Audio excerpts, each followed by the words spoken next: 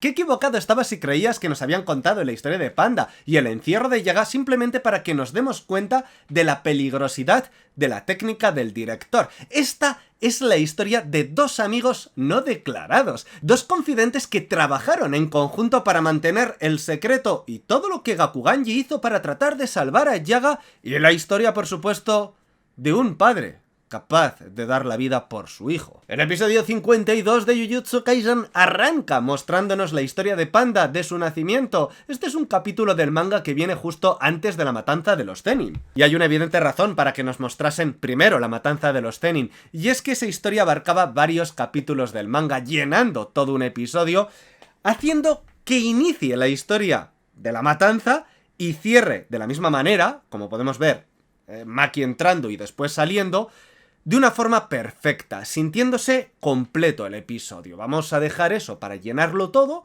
y luego lo del director Yaga lo metemos como introducción antes del opening y nos va a dar para hablar solamente de esa historia. Vamos a llenar todo este vídeo porque hay tantísimo que comentar. Así que nada, lo dejaron para ahora y perfecto. Lo único que sí que es verdad que lo he notado que se ha sentido un poco rápido, ¿verdad? Lo que nos han contado, como podías haberlo estirado más porque hay mucha carga emocional y se siente todo un poco apresurado. Y ya veréis, todas las capas de información que tenemos aquí en la trama es alucinante. Os va a encantar, vais a amar la serie mucho más después de este vídeo, o por lo menos espero transmitiros lo que yo he sentido haciendo este análisis y dándome cuenta, descubriendo cosas que en la primera lectura, ni en la segunda, había percibido, y ahora digo, hostia, si esto es maravilloso. Solo viendo la portadilla del capítulo del manga ya dan ganas de llorar, con esa manita de Panda agarrando a la del director. Para entender qué es Panda, primero hay que saber que es un Yugai, que literalmente significa marioneta, pero que también es conocido como cuerpo maldito. Estos vienen siendo recipientes vacíos a los que se les introduce una maldición, creando así una criatura con cierta voluntad. Es como si el hechicero maldijese un peluche, y digo que tiene cierta voluntad porque, aunque sí es autónomo, como está creado por la técnica de un hechicero, está supeditado a sus órdenes, a sus designios, sumando que la marioneta se alimenta de la energía maldita del hechicero, por lo que su vida termina cuando éste deja de suministrar dicha energía. Pero hace X años, se dice que 7 o por ahí más o menos, no lo sé, hace X años, siendo Masamichi Yaga ya director, crea a Panda, un Yugai con características que lo hacen único. Panda podía desarrollar sus propios pensamientos, emociones, tiene una personalidad, la facultad de comunicarse y generar su propia energía maldita, ya no se nutre de la de su creador. Y Yaga lo logró gracias a que introdujo dentro del cascarón vacío no un alma, sino 3, lo suficientemente compatibles para mantener un equilibrio, vigilándose constantemente entre sí. Esto que vemos al principio es un recuerdo de cuando Yaga fue encerrado a causa del revuelo que causó la creación de Panda hace esos X años. A los ojos de los altos mandos de la hechicería, la hazaña del director era vista como algo muy peligroso, lo situaba automáticamente como hechicero de categoría especial, podía crear su propio ejército de maldiciones autosostenibles. Lo que hizo fue algo prohibido que aterraba a los altos mandos, pudiendo desestabilizar la orden actual de la hechicería, y esto llevó a su detención. Si te preguntas cómo fue liberado, la solución está en la respuesta del propio Yaga, cuando Gakuganji le pregunta cómo creó a Panda. Fingió haber sido un accidente, algo que no podía replicar, y entre eso y su buen expediente, servicios prestados a la hechicería, dejó de considerarse una amenaza, aunque se sobreentiende que guardó el secreto para que Panda fuese único y que jamás se pudiese filtrar la información precisamente por lo peligrosa que puede resultar esta técnica en malas manos. También te preguntarás, ¿por qué dejaron vivo a Panda? Se demostró que podía ser un hechicero capaz y servir para la asociación, que iba a ser más útil vivo que muerto. Era algo único en su especie. Y después de conocer esta historia podemos entender mucho mejor por qué escoger al director como cabeza de turco tras los sucesos de Shibuya. Los altos mandos tenían miedo de este personaje y vieron la oportunidad de quitárselo de en medio. La escena también sirve para que veamos que había una cierta relación, confianza entre los dos directores. Enviaron a Gakuganji a interrogar a Yaga porque era quien mejor lo podría convencer. Esto para que después el destino de Yaga se sienta más trágico, muriendo a manos de alguien que estimaba. Es más, esto está lejos de ser un interrogatorio, y aquí viene la gran revelación. El hecho de que Gakuganji primero le diga las consecuencias de haber creado algo tan peligroso, como diciendo, cuidado cómo respondes, y después continúe con la pregunta, entonces no sabes cómo se hacen más cosas como esta, ¿verdad? Deja entrever que lo está protegiendo, incitándole a que responda así es. ¿Me estás pidiendo que diga sí? Es un detalle sutil, pero suficiente para apreciar esto. Lo normal habría sido una pregunta directa. ¡Dime cómo se hace esto! Esto también significaría que Gakuganji sabe la verdad y que la utilizará como moneda de cambio para salvar la vida de Yaga. Diciendo algo así como, sé que Yaga sabe cómo crear más yugais autosuficientes. Si le sonsaco la verdad, si le saco el secreto, ¿le dejaremos con vida? Lo salvó en aquel entonces de la prisión y trató de salvarlo ahora de su condena de muerte. Yaga no es tonto, sabe todo esto, y será una de las razones por las que le confiesa el secreto antes de morir, porque sabe que no lo va a contar. Bueno, de hecho lo va a atar con esa especie de pacto maldición. Gakuganji nunca quiso que los altos mandos descubriesen la verdad, que por eso incitó a Yaga que dijese que Panda fue un accidente. Si el anciano es capaz de dejar que el secreto salga a la luz, es porque le sirve de moneda de cambio para salvar a su amigo. Muriendo Yaga, su amigo ya no tiene que contarlo a los altos mandos, y el secreto quedará a salvo. Con su muerte, Yaga le libra a Gakuganji de esa responsabilidad, revelar algo tan peligroso, a la vez que lo maldice con otra, sostener el secreto. Pero tocaremos esto un poco después. Volvamos atrás, que me he adelantado demasiado. Fijaos en el detalle de la transición tan perfecta tras la pregunta y la respuesta del director. Él dice así es, no sé cómo hacer más como Panda, y transiciona directamente a otra escena con otra marioneta como Panda, dándote ahí la verdadera respuesta. Por un lado teníamos la negación de Yaga a través de sus palabras, y por otro la verdad a través de la imagen. Panda no solo no fue un accidente, sino que hay otros. La escena que vemos ahora es mucho más reciente, poco antes de su muerte, preparándose para ir a salvar a Panda, siendo consciente que es una trampa y que le costará la vida. Recordemos que la Asociación de Hechicería ha sentenciado a muerte a Yaga tras los acontecimientos de Shibuya, siendo considerado aliado de sus exalumnos Geto y Goyo, e hicieron prisionero a Panda para sacar a Yaga de su escondrijo. Ahí donde estaba no lo habrían encontrado, protegido por una de las barreras de Tengen, lo que revela la implicación, o por lo menos complicidad, de Tengen en la existencia de este idílico lugar. Qué irónico que un lugar tan lleno de paz, con criaturas tan adorables, sea producto de una técnica maldita. Posiblemente la técnica de Yaga sea la más llena de luz de todas. Es el resultado más hermoso que se puede lograr con la energía maldita, siempre que esté en buenas manos. Lo que me lleva a recordar el objetivo de Kenjaku, de experimentar con los resultados de la energía maldita, y cuán importante sería para él descubrir o robar esta técnica para sus planes. Eso hace ver aún más peligroso el secreto de Yaga, y es inevitable comparar ambos personajes, como un conocimiento para poder crear criaturas malditas en manos de uno puede ser tan diferente a estar en las manos de otro, ¿verdad? Fijaos lo que Yaga ha podido hacer con ese conocimiento y lo que es capaz de hacer el otro. Maldades. Maldades. El director se despide de Takeru diciendo que este va a ser un viaje más largo que otros y que no sabe cuándo va a regresar. Obvio, no le va a decir a sus niños que se encamina a una emboscada mortal. Esta es la última vez que los verá, y de aquí sale derecho a buscar a Panda, donde por el camino será emboscado. Cuando las criaturas se despiden de él con ese te echaremos de menos, tenemos una transición con el desagradable sonido del corte de una espada. Por eso digo que la dirección y los cambios de escena son maravillosos, como parte del lenguaje, aportando. Tras la despedida, que se nota como despedida final, ya te están diciendo con esa transición la respuesta, el destino que le espera a Yaga.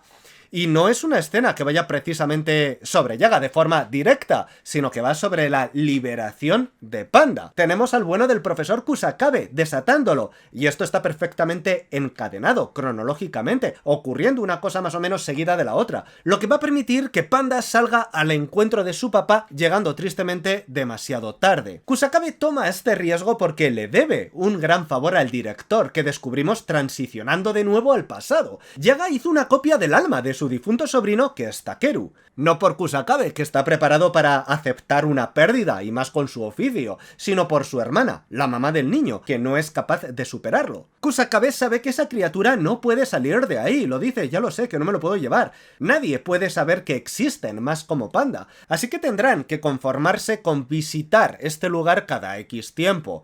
Por eso, cuando el director se despide de sus niños, le dice a Takeru: tu mamá vendrá pronto a visitarte, dejándote ver que la visita que ha ocurrido antes, que fue la primera, en la que conoce a su mamá, no ha ocurrido hace mucho tiempo. De seguro, en ese momento en el que vemos a Kusakabe hablando en ese lugar idílico con el director, ya se había declarado la sentencia, por eso se reúnen ahí, por eso estaban ahí, ¿no? Bueno, aparte que no pueden sacar a estos bichos fuera de esa zona, tal vez el director ya estaba ahí resguardado, protegido. Y esto lo digo porque podemos notar cómo cuando Kusakabe da las gracias, sí, obviamente, está muy agradecido por lo que ha hecho por su hermana, por haber traído al hijo, a su sobrino, de vuelta.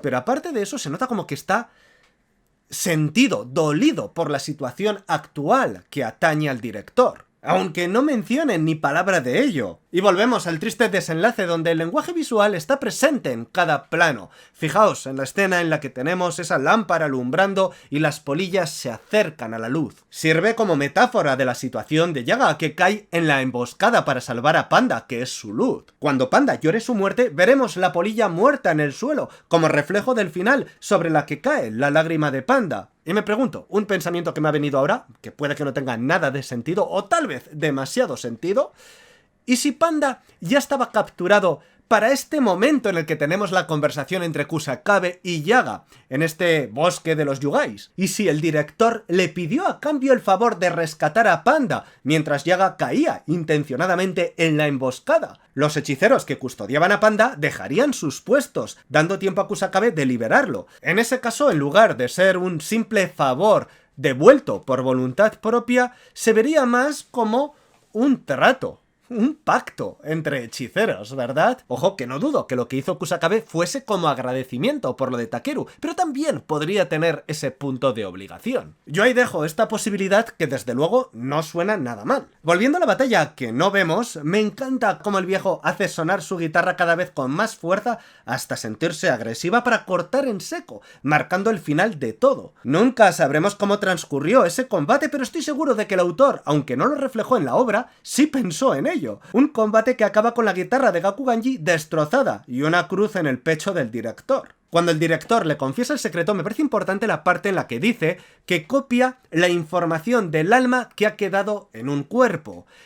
Sintiéndose así, por lo menos yo lo siento así, que no es tan sacrilegio, no es tan malo, ¿no? Como que trae un espíritu que estaba descansando en paz. No, he hecho una copia, no es el original. El original está disfrutando en el otro mundo, descansando tranquilamente. Esto es otra cosa. Una copia tiene la información del alma que ha podido sustraer del cuerpo, porque recordemos que cuerpo y alma... es más, el alma puede dar forma al cuerpo. Son casi... se unen tanto que al final cuesta hasta diferenciar, ¿no? Según en Jujutsu. Bueno, ese es otro rollo. Ahora bien, llegamos a una de las preguntas más importantes. ¿Por qué confesarlo? ¿Y por qué no antes, cuando hacerlo podía haberle salvado la vida? Aquí entran muchas cuestiones y creo que todas son válidas. Para empezar, ¿por qué morir? Sí, se ha sacrificado por su hijo, por Panda, pero no era necesario. De haber contado el secreto, podía haber sobrevivido. Recordemos que al Jujutsu, a la hechicería, le encanta el equilibrio, y no hay nada más valioso que la vida. Si quieres conseguir algo muy importante, deberás dar algo que tenga también un valor equivalente, y la vida es lo más valioso. Yaga no es que la haya regalado confesando su secreto, simplemente la está utilizando para pedir otra cosa a cambio. Ahí está el kick de la cuestión que no todos han sabido ver. Si el director muere por guardar el secreto, su vida habrá costado eso. La perdería a cambio de proteger el misterio de su técnica, pero confesándolo, no muere por eso. Habría dado su vida sin recibir nada a cambio, sin compensación.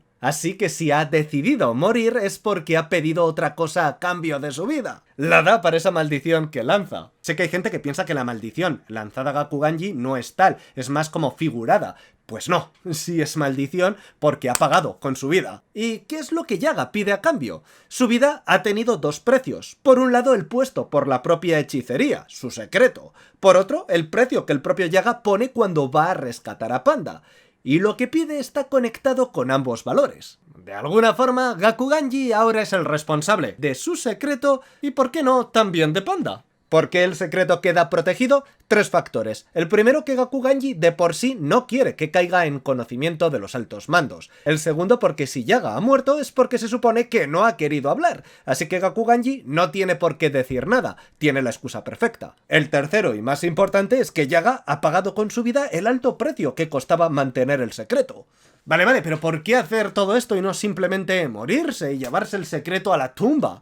¿Por qué maldecir a su amigo? El propio Yaga lo dice, esta es una maldición que te lanzo, es una carga muy pesada, un secreto muy perseguido que debe manejarse con una responsabilidad máxima. En ella queda implícito el buen uso, la responsabilidad que Yaga ha manejado hasta ahora. No le ha transmitido simplemente un secreto, le ha legado su responsabilidad. Pienso que con esto está protegiendo a su familia, a sus hijos, les ha buscado un padrino, un sustituto. Como padre no puedo pensar de otra forma. No se puede marchar sin asegurarse de que sus hijos estarán bien. ¿Y por qué Yaga pensaría que su propia muerte es la mejor solución? Aparte de que es su mayor moneda para el pago, podemos considerar cierta purga de pecados por haber hecho algo prohibido. Y no me he parado a pensar de quién habrá copiado las almas para hacer a Panda y a otros muñecos. Ya hemos visto que la sombra de la sospecha siempre la tuvo detrás, siendo considerado una amenaza, y con sus perseguidores, queriendo conocer su secreto, ahora todos creerán que el secreto se fue con él. Además, Gakuganji ya demostró que estaba a favor de ocultarlo, no puede estar en mejores manos, pero ahora además condicionado por un pacto que ha costado la vida de Yaga. Digo mal, no un pacto, una maldición, como dice el propio Yaga, porque un pacto conlleva un acuerdo entre dos partes, y aquí Yaga se la ha metido a la fuerza. ¿Acaso lo odiaba para maldecirlo? No creo que fuese odio, porque como digo, había cierto colegueo, pero sí que de alguna forma lo castiga, por ser capaz de matar a un amigo, de no ser claro, un falso, un perro con collar. Hablando de pactos, y como decíamos, Gakuganji pidió la absolución de Yaga a cambio del secreto, eso también puede ser un pacto entre hechiceros, con los altos mandos. Si consigo el secreto, el director vive en esa balanza, pero consigue el secreto y el director muere. ¿Podríamos decir que el pacto que haya hecho Gakuganji con los altos mandos se ha roto? Pero bueno, tampoco vamos a pensar que todo lo que se habla en la serie ya son pactos. Cualquier palabra, cualquier conversación entre hechiceros acaban malditos, ¿no? O pactando, no, tampoco es así, no creo. En fin, hasta aquí todos los pensamientos respecto a esa intro, a esa historia tan... con tanta información tan llena, tan perfecta, y que no ha sido más que el empiece del episodio. Continuaremos con el vídeo, ¿vale? Con todo el análisis de todo lo que queda del episodio. A lo largo de la semana, dadme tiempo, porque ya sabéis que me cuesta, porque intento hacerlo bien y también tengo que ocuparme de mis responsabilidades familiares. Así que poco a poco, pero irán llegando. Y me gusta hacerlo bien, sobre todo, aunque lleguen tarde, pero hacerlo bien. Se os quiere, como siempre, gracias por estar ahí. Ah, y una última cosa. No olvidéis que los pandas también lloran.